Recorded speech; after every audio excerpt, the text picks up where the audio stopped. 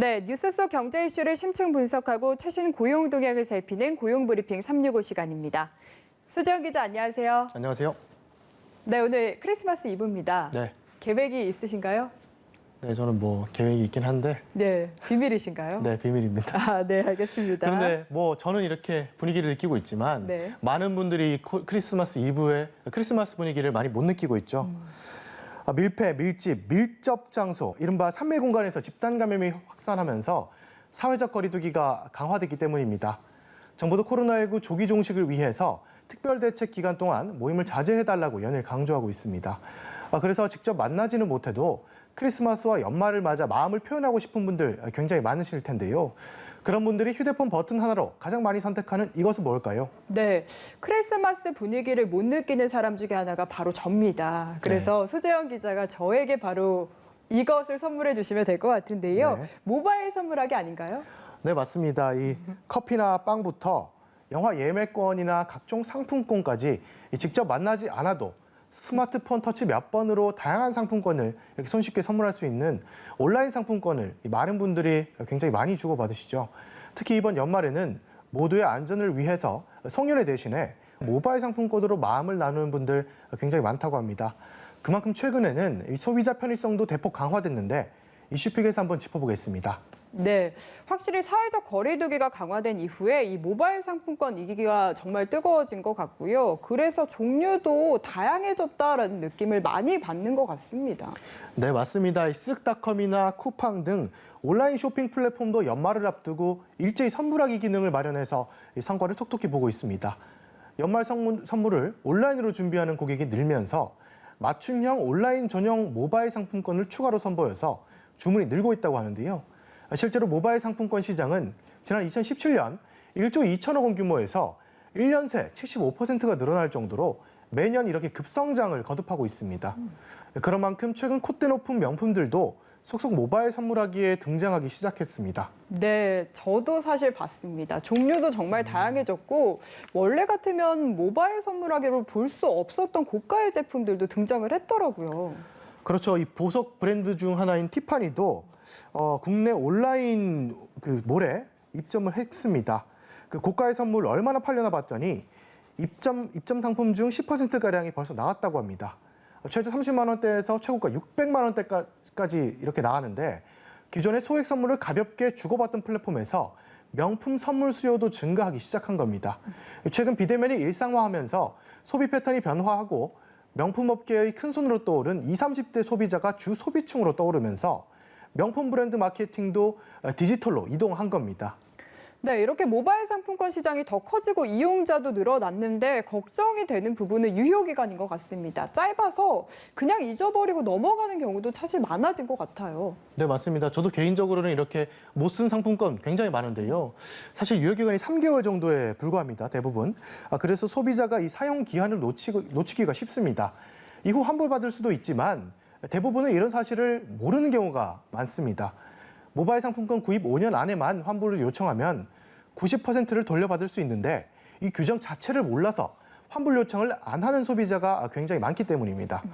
이렇게 못 쓰게 된 모바일 상품권이 지난해에만 100억 원 가까운 94억 원어치였습니다.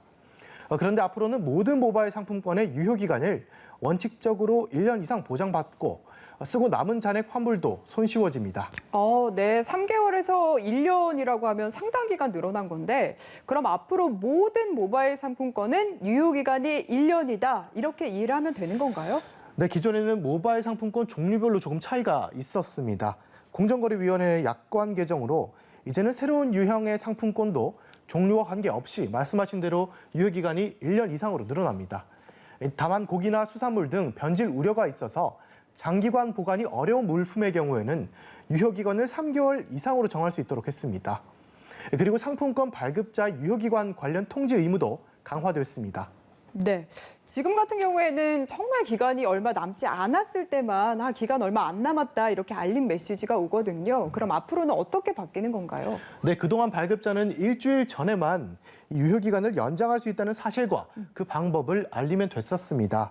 그런데 새 표준 약관은 이를 30일 전으로 앞당기고 만료 이후에는 잔액의 90%를 환불받을 수 있다는 사실까지도 알리게 했습니다.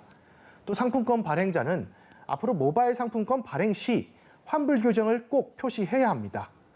모바일 상품권에 해당하는 물건이 없는 경우는 환불을 받을 수 있다는 사실을 몰라 추가 요금을 내고 다른 물건을 사는 문제를 예방하기 위한 겁니다. 네, 소비자의 권리를 똑똑하게 지키도록 제대로 정비가 되는 것 같은데 그렇다면 이렇게 좋은 방향으로 언제부터 적용이 되는 겁니까? 네, 하지만 이 소비자들에게 실제로 적용되기까지는 조금 시간이 걸릴 것으로 예상됩니다. 해당 업체들은 공정위가 마련한 이번 새 표준약관 적용 여부에 대한 검토 여부에 일제히 들어간 상태인데요. 표준약관은 공정위가 관련 업계에 권고하는 것으로 법적 강제성은 없지만 대기업들은 통상 이를 수용해 왔기 때문에 내년부터는 곧장 반영될 수 있을 것으로 보입니다. 네, 다음은 유용한 경제 용어만을 쏙쏙 골라 소개하는 뉴워드 시간이죠.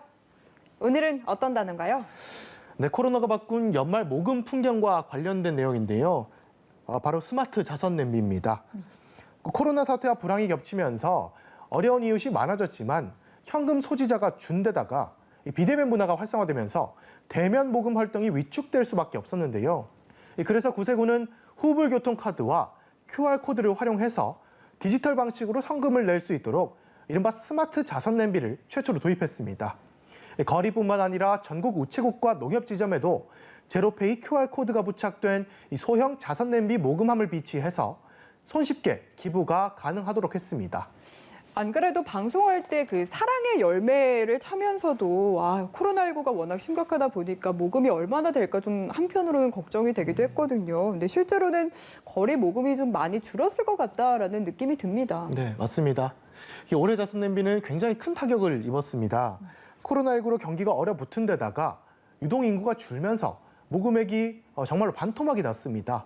그래서 올해는 목표액을 정하지도 못했다고 합니다. 이 자선 냄비 모금액은 2018년 128억 원에서 지난해에는 102억 원으로 20%가량 줄었습니다. 올해는 그 절반도 어려운 상황이라고 합니다. 다른 모금 단체도 마찬가지입니다. 사랑의 열매 사회복지공동모금회에 따르면 올해 개인 기부액은 지난해 대비 70% 수준이라고 합니다. 개인과 자영업자들의 기부액이 대폭 감소해서라고 하는데 반면 어려움을 호소하며 지원을 요청하는 곳은 더 크게 늘었다고 합니다. 네. 여전히 지역 곳곳에서는 나눔의 온도를 더 뜨겁게 만드는 이들이 많다고 합니다. 이웃을 위한 연탄 지원부터 농작물 나눔, 재능 기부도 이뤄지고 있다는데요. 달력이 얼마 남지 않은 올 한 해 따뜻한 나눔으로 마무리해보는 건 어떨까요? 오늘도 소재원 기자와 함께했습니다. 고맙습니다. 감사합니다. 지금까지 고용브리핑 365였습니다.